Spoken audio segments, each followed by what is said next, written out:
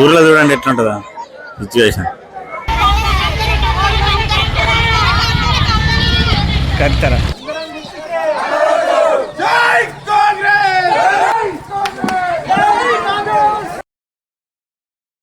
గడపల్లో నవ్వే నువ్వంట ఇలా మల్లన్నకే. వార్డు మెంబర్లే ఈ అమ్మ బీభత్సం పైసలు ఖర్చు పెడతారు. ఇప్పటికీ అర్థమైతలేదు. ఇన్ని రోజులు ప్రతిరోజు దసరా అయింది మా ఊరు మొత్తం. అందరికీ నమస్కారం, వెల్కమ్ టు మై ఛానల్. ఎట్లా నడుస్తున్నాయి మీ ఊర్లో సర్పంచ్ ఎలక్షన్స్? మా ఊర్లో కూడా బాగా రసవత్తరంగా నడుస్తూ ఉన్నాయి. నేను కూడా రాత్రి వచ్చిన మా ఊర్లో ఓట్లు వేయడానికి. మాది రెండో విడత పోలింగ్ అన్నట్టు, డిసెంబర్ 14వ తారీఖు. మెయిన్ ఏంటంటే పోటాపోటీగా మన కాంగ్రెస్ పార్టీకును టీఆర్ఎస్ పార్టీకి పోటాపోటీగా ఉంది. ఇక నా మద్దతు ఎవరికంటే ముఖ్యంగా మా బాబాయ్ నిలబడ్డాడు, మా పాలేనే.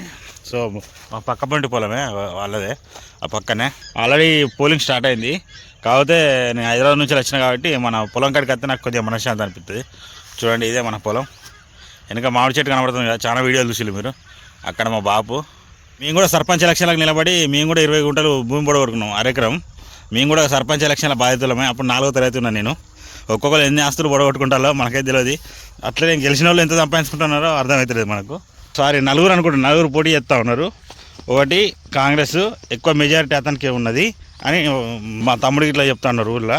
రెండోది టీఆర్ఎస్ పార్టీ. మూడోది మా బాబాయ్ ఇండిపెండెంట్. ఇంకా లాస్ట్ చివరిలో ఏంటంటే బీజేపీ పార్టీ ఉంటుంది. ఓకేనా? అట్లా ఉందన్నట్టు మా ఊళ్ళో పరిస్థితి. మా బాబుకి ఇట్లా మా బాబాయ్ వాళ్ళతో తిరిగి వారం రోజులు 1500 ఓట్లు అనుకున్నా. మనిషికి ఒక 200 రూపాయలు ఇచ్చినా సరే, ఒక వ్యక్తి మనిషికి 200 ఇచ్చినా సరే మొత్తం 3 లక్షలు ఖర్చు అవుతున్నాయి. ఇంకా తాగుడు అవి ఇవి కాకనే, తాగుడికి అయితే మినిమం ఒక్కొక్కరి దగ్గర మినిమం 1,00,000 కంటే పైగానే అయితే కానీ తక్కువ అయితే కాదు ఊరిలో ఈ వారం రోజుల నుంచి వెళ్ళి. మొత్తానికి అయితే వైన్ షాపులకు పండగ. ఇంకోటి ఏంటంటే మా మామ, మా అమ్మమ్మ ఇంటి దగ్గర క్రాంతి మామ అని మా మామ ఉన్నాడు. ఆ మామ కూడా ఇంతవరకు ఒకసారి పోటీ చేసిండు, లాస్ట్ టైము ఓడిపోయిండు. ఇప్పుడు కూడా గెలవాలని అయితే నేను బలంగా కోరుకుంటాను. ఎందుకంటే అప్పుడే బాగా కష్టపడ్డాడు. మళ్ళీ కాంగ్రెస్ పార్టీలో, కాంగ్రెస్ పార్టీ అంటే హార్డ్ కోర్ అన్నట్టు. ఇక మా మామ వాళ్ళది 17వ తారీఖు 3వ విడత వాళ్ళది. ఇక ఇప్పుడైతే మాది 2వ విడత ఎలక్షన్. ఇప్పుడు వెళ్ళి మీకు చూపిస్తాం మా ఊరు ఎట్లా ఉన్నది పరిస్థితి అని. ఓకేనా? అంతవరకు అయితే జస్ట్ అట్లా తాగిపించడం, మర్యాద చేయడం అది ఉండేది. కానీ ఇప్పుడు వార్డు మెంబర్లు కూడా బీభత్సంగా పైసలు ఖర్చు పెడతారు. ఎందుకు ఇన్ని పైసలు ఖర్చు పెడతారో నాకే అర్థమైతే లేదు. ఒకరిని చూసి ఒకరు ఇట్లా ఖర్చు పెట్టుకుంటూ పోతే అందరు అప్లపాలు అవుతారు. జాగ్రత్తగా ఉండాలి ఎవరైనా సరే. తక్కువ పైసలు ఖర్చు పెడితే మీకే మంచిది. మంచి పేరు ఉంటే కంపల్సరీ గెలుస్తారు. పార్టీ పక్కన పెట్టి మంచి పేరు, కొంచెం డబ్బులు ఉండాలి, ఉంటేనే పక్కా గెలుస్తారు ఎవరైనా సరే. కానీ ఒక్కోసారి పైసల వల్ల కొద్దిగా అటు ఇటు తిరుగుతుంది.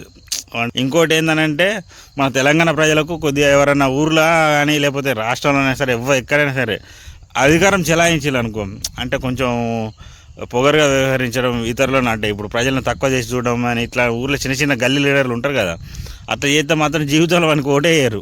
ఎంత మంచిగా ఉండే తెల్ల బట్టలు వేసుకొని ఊర్లో తిరిగినా సరే ఎవడో ఓటేయడు. ఎంత మంచిగా మాట్లాడినా ఓటేయరు. మెయిన్ ఏంటంటే ఎంత ప్రేమ చూసుకుంటే తెలంగాణ ప్రజలు అంత ప్రేమిస్తారు. ఎలక్షన్లలో పోటీ చేసే ఎవరికైనా నేను చెప్పదలుచుకునేది. ఓకేనా? సరే, ఇప్పటికే లేట్ అయింది, మనం ఇంటికి వెళ్దాం పదండి. ఇక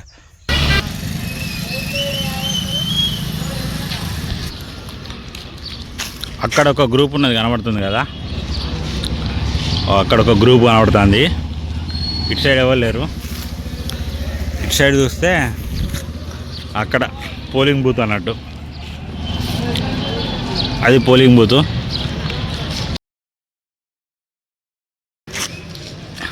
ఇటు మా ఇల్లేమో ఇటు సైడ్ పోవాలి.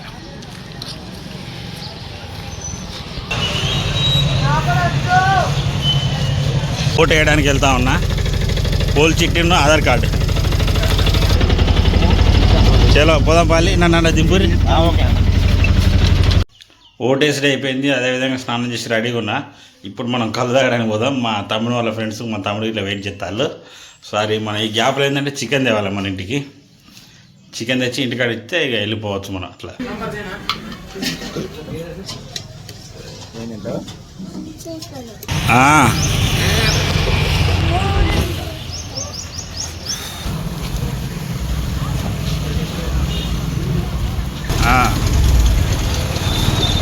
ఇది మన పక్క ఊరు ధర్మపురం అనే ఊరు దగ్గర. నెక్స్ట్ మలకపల్లి దగ్గర చూద్దాం. ఆ తర్వాత నెక్స్ట్ మా ఊరు. మా దోస్తు గారు వస్తానని వీడిని తీసుకొని పోతాడా బండి మీద.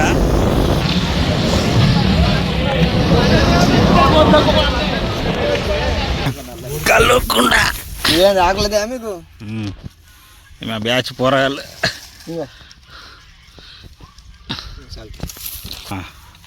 దాన్ని లేకపోతే వీడికొట్టి ఫోన్ ఇద్దామంటే ఫోను దగ్గర క్లోజ్అప్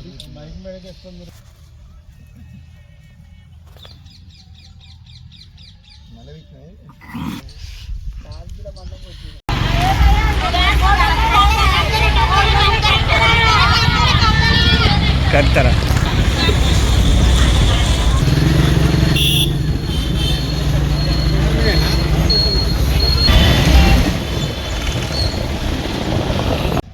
టైం కరెక్ట్గా 12:30 అవుతుంది కదా. దాదాపు మా బాబాయ్ గెలుస్తారని ఒక నమ్మకం ఉంది. అంటే లీడింగ్లో ఉన్నారు కాంగ్రెస్ పార్టీ ఉన్న మా బాబాయ్ ఇండిపెండెంట్ కదా. వీళ్ళిద్దరికి పోటాపోటీ ఉన్నది అన్నట్టు. ఏమైతుందో తెలియదు. ఇక 1 o'clock క్లోజు, తర్వాత లంచ్ బ్రేకు 1 hour, 2 గంటలకు మళ్ళీ కౌంటింగ్ స్టార్ట్ అవుతుంది. చూద్దాం, మనం 1 గంటలో అక్కడికి వెళ్ళాలి. ఇక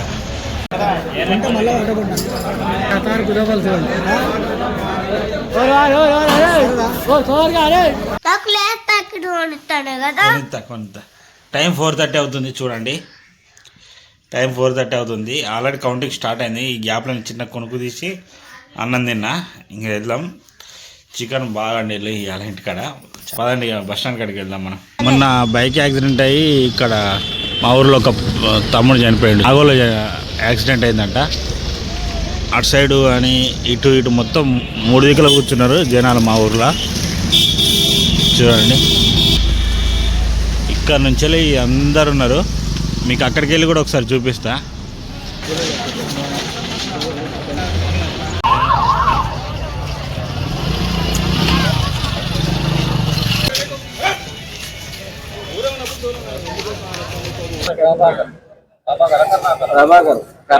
మాజీ సర్పంచ్ తంపల సమ్మయ్య 6 ఎకరం భూమి అమ్ముకున్నాడు. చుట్టుపక్కల అన్ని గ్రామాల రిజల్ట్ అయితే అయిపోయింది. ఇంకా మా స్వామి సంగతి ఇంకా ఏం తెలుస్తలేదు. ఇంకా కౌంటింగ్ అవుతుంది. 5:30 అవుతుంది. కాకపోతే చలికాలం కాబట్టి తొందరనే చీకటి అవుతుందని. బాబాయ్ ఇండిపెండెంట్ అభ్యర్థి కాబట్టి గెలిస్తే మాత్రం అలచలు ఉంటది. మా తమ్ముడు స్వామి మా బాబాయ్ పోటీ చేసింది కదా, వాళ్ళ పెద్ద కొడుకు అన్నట్టు. ఇంకో చిన్న కొడుకు ఎక్కడున్నాడు మావాడు అక్కన్నాడు.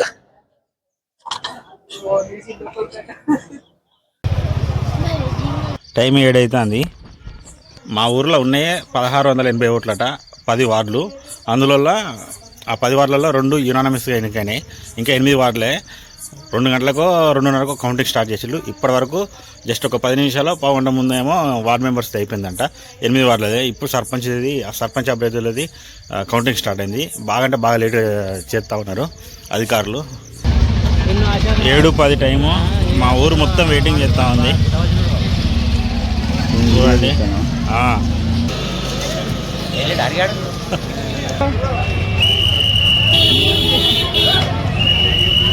క్షణక్షణం ఉత్కంఠ పెడతాంగా ఉన్నది. ఆగమాగం అవుతారు అందరూ.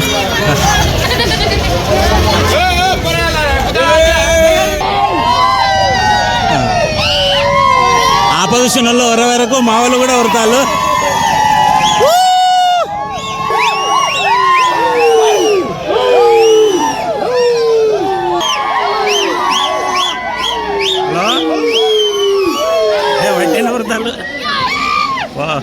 వీళ్ళందరూ మా బ్యాచే. అటు సైడ్ ఏమో ఇంకో గ్రూప్ ఉన్నది. మొత్తం అయితే 4 అభ్యర్థులు. అందుకోసం ఆగం అవుతారు అసలు. బట్ ఇద్దరికే పోటీ ఎక్కువ ఉంటుంది. పల్లెటూళ్ళు అంటే ఇట్లుంటుంది అన్నట్టు ఉత్సాహం. ఏమైందో కానీ అర్థం అవుతలేదు. కొంచెం మా వాళ్ళందరూ కొద్దిగా సైడ్కి వచ్చిళ్ళు. ఇక్కడ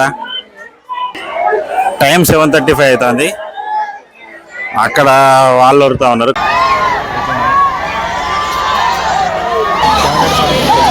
కాంగ్రెస్ బలపరిచిన అభ్యర్థి కోసం బాగా నినాదాలు ఇస్తూ ఉన్నారు.